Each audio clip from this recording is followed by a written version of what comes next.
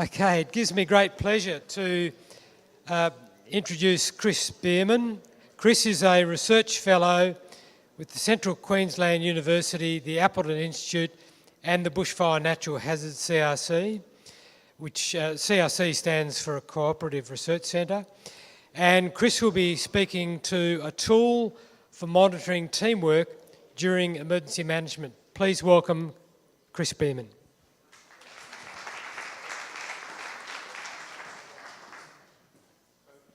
Much. And as Ewan said, I'm going to be talking to you about some work that we've done around developing a tool to help people who have responsibility over teams to work out what's going on and to detect problems more quickly.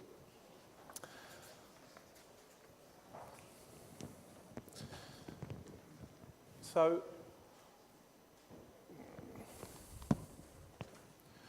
we've all gone black.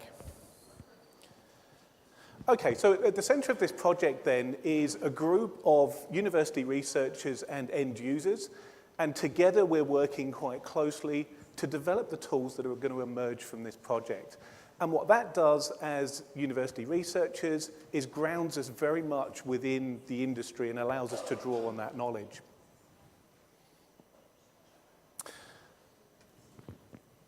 And I think there's an increasing awareness of the value of teamwork in emergency management. As a state controller said to me last week, we do the technical stuff really well, but what we struggle with is the people side. We're really good at putting the hot stuff on the wet stuff, but it's the people that cause us the problem. And as my friend and colleague Christine Owen says, members of various emergency management teams simply cannot do their job and assume that others will come along at some point and do theirs. Instead, the knowledge and efforts must be made to integrate and deliver effective emergency management outcomes. So it's important then that emergency management teams function effectively.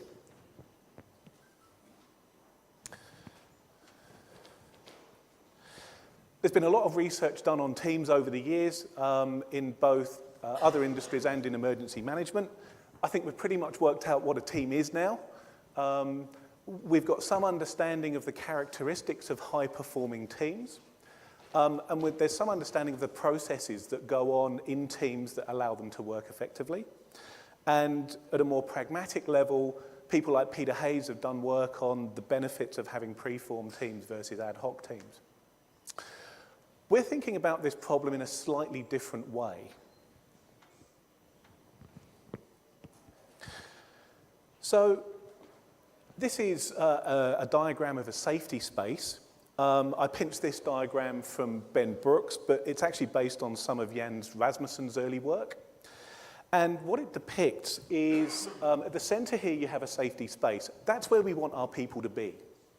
Now, as we experience disruptions in our environment, as the dynamic situation changes, what we have is that teams then experience disruption to their teamwork.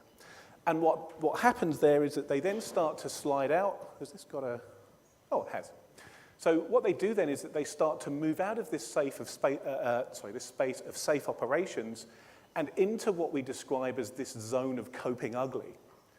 Now, coping ugly is where you're doing it tough. You're just getting through. It's very hard, you're overwhelmed, you could be tired, but you're just getting the job done. It's not the perfect solution, it's just a solution that works. And people will spend time in that zone of coping ugly in emergencies, particularly at the early phases. And as our resources become extinguished in this zone of coping ugly, what we see is that teams will then slide into this area of adverse events, accidents, and incidents. We don't want people out there. That is a bad area to be. That's where the accidents are going to happen. We acknowledge that from time to time they're going to be in here, but what we really want is for them to operate in this notional safety space. So what we've essentially done is to create some tools to detect problems in teams so that we can then start pulling people back, identifying where they are firstly, and pulling them back into this zone of safe operations. So we've got two tools then that we've been developing. The first one is known as MBAM, or the Emergency Management Aid Memoir. And the second one is what we've called the Team Process Checklist. And it's the second of those that I'm going to be talking to you about today. MBAM is designed to be integrated into the ongoing activity of incident management teams and regional controllers. It's very quick. Essentially, it's a triage tool. It allows you to detect that there is a problem in that team.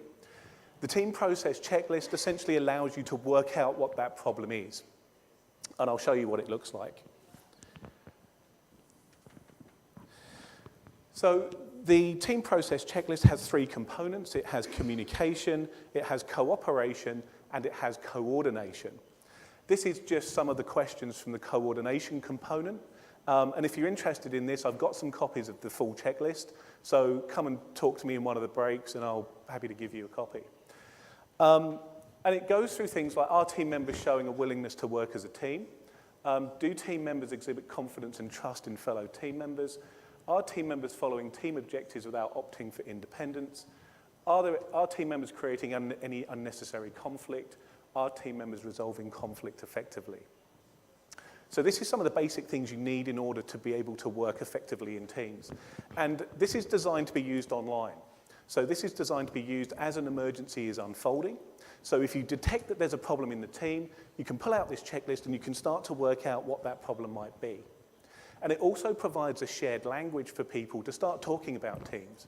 Often people will know that there's a problem in the team, but they won't know what it is. And this essentially just helps people to think through what's occurring within that team to try and detect what the problems are. So that's a prototype, so that's a working document that we put together, and I'm going to tell you about some of the development and how we developed that checklist in combination with our research, development and testing group. So we used an iterative design cycle methodology. So what we did is that we developed the tool. The tool is a combination of some of Catherine Wilson's work with Eduardo Salas and some of the work that we've done on breakdowns in teams. So it draws together some of that literature.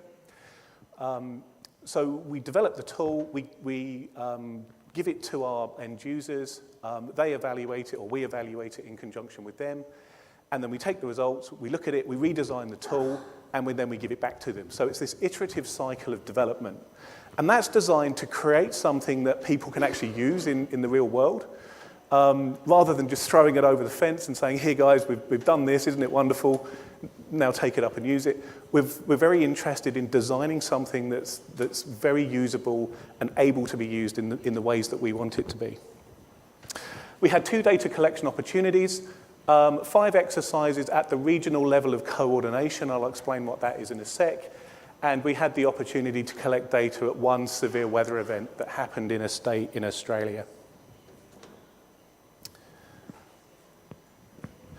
So this is a quick diagram for those of you who aren't familiar with the structure of Australian emergency management.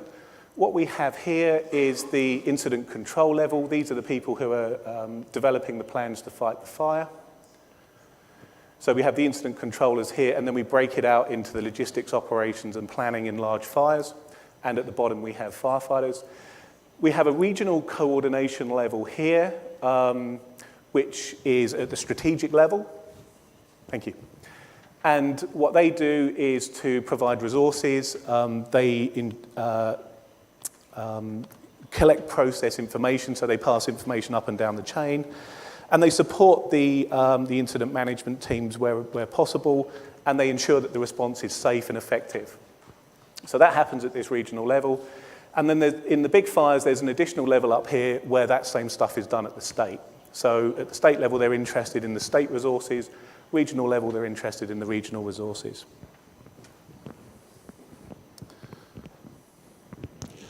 So what we had was 5 regional exercises that were run by an agency within South Australia.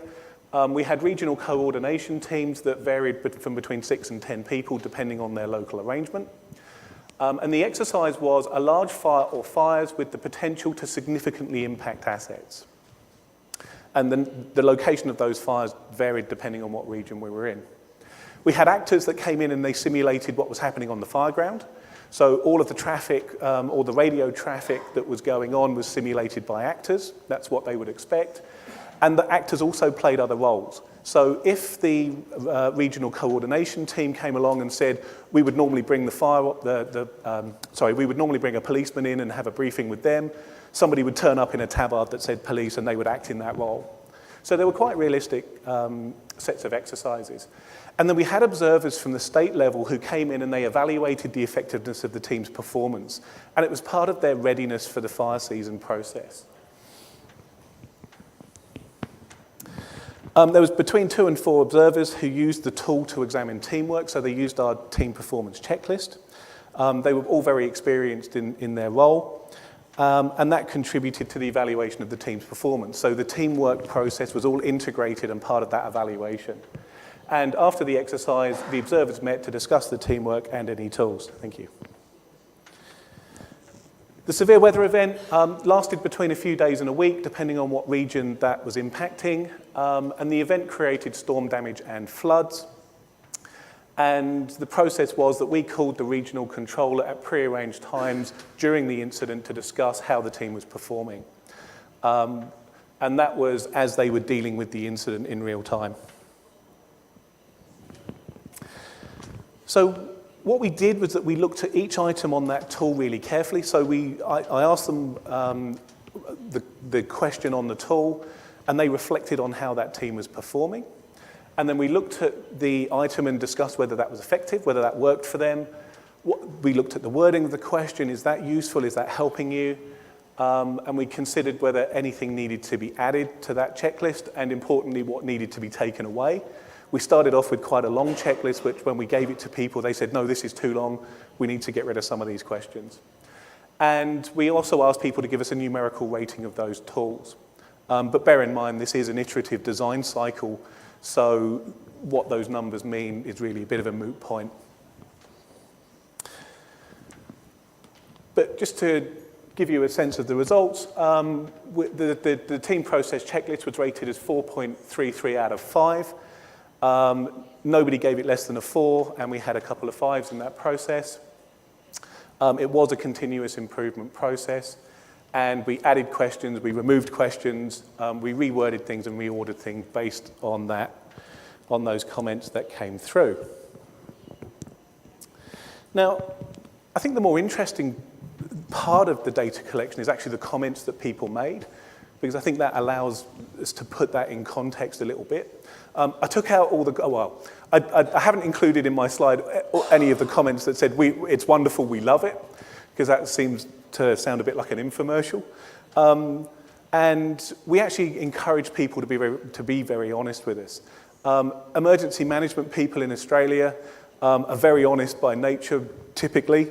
If they don't like something, they'll tell you pretty much straight away.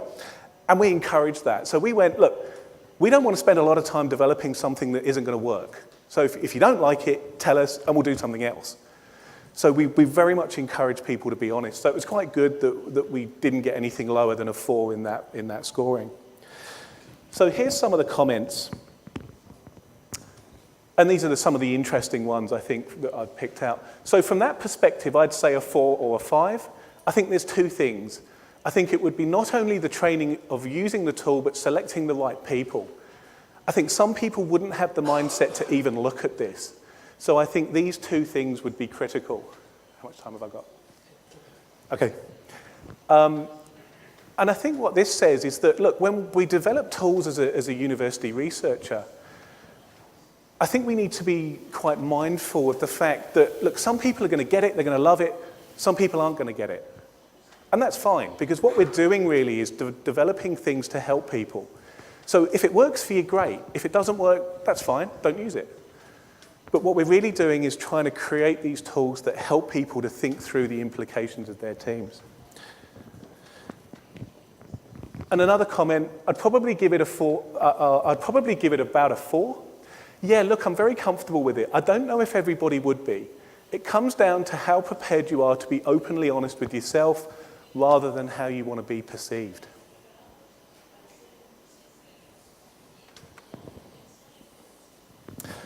So by way of conclusion then, I think the tools show promise as a way of detecting problems in teams at a relatively early stage. I think I'm now quite comfortable that we've got something which is a working prototype. There's still more testing that we want to do. We want to give it to a wider group of people and to get their reflections on it. So if you are interested in using the tool, please come and see me. All I ask is that you give us honest feedback about how you're using it and allow us to use that as part of the data collection. And the other thing I want to do is to have known problems within that scenario and to work out if the tool can detect what those known problems are. And we're hoping to do that in our upcoming fire season if we're lucky. So thank you very much.